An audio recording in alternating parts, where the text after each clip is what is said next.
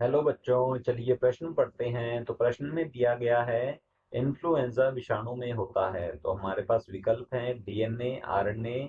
DNA तथा RNA केवल protein और न्यूक्लिक अम्ल नहीं।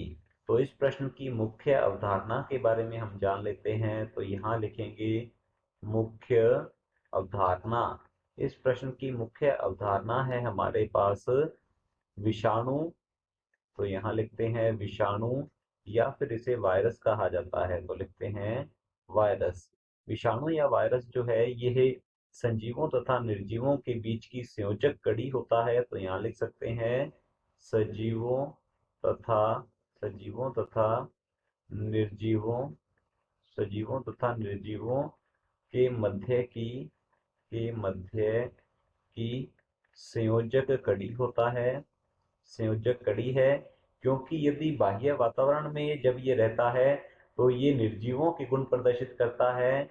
और यदि इसे कोई कोशिका जो है यह प्रकोष्ठी के रूप में मिल जाती है तो यह सजीवों के गुण जो है प्रदर्शित करता है। इसलिए इसे सजीवों तथा निर्जीवों के बीच की संयोजक कड़ी कहा जाता है। यदि इसकी संरचना की बात की जाए तो यहाँ लिख लेते हैं इसके संरचनात्मक घटक जो हैं। तो इसकी संरचना में जो संरचनात्मक घटक होते हैं उनके बारे में हम जान लेते हैं।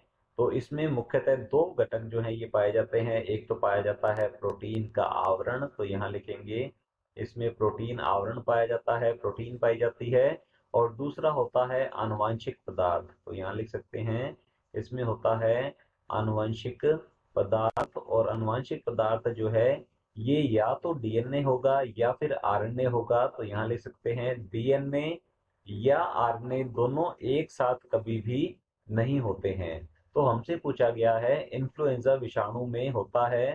तो इन्फ्लुएंजा विषाणु जो है इसमें प्रोटीन आवरण तो होता ही है। इसके अलावा देखा जाए तो इसमें एक सूत्री, तो यहाँ लिखेंगे इसमें एक सूत्री आरएनए जो है यह आनुवंशिक पदार्थ के रूप में पाया जाता है। तो चलिए देखते हैं विकल्प की ओर। विकल्प दिया गया है ए डीएनए। तो हमारा ए विकल्प गलत होता है, क्योंकि इसमें एक सूत्री सिंगल स्टैंडर्ड आरएनए पाया जाता है। बी है आरएनए, तो हमारा बी विकल्प जो है ये बिल्कुल सही उत्तर है। सी है डीएनए तथा आरएनए। तो जैसा कि अभी हमने समझा है डीएनए या आरएनए पाया जाएगा, दोनों एक साथ कभी नहीं पाए जाते हैं। तो हमारा सी विकल्प जो है ये भी गलत होगा। और डी है केवल प्रोटीन और न्यूक्लिक अम्ल नहीं। तो हमारा डी विकल्प जो है ये भी गलत होता है, क्योंकि इसके दो मुख्य संरचनात्मक घटक है प्रोटीन आवरण और डीएनए या आरएनए आनुवांशिक पदार्थ के रूप में। तो हमारा डी विकल्प जो है ये भी गलत होगा। विकल्प बी बिल्कुल सही उत्तर है। आशा करता हूं आपको समझ में आया होगा।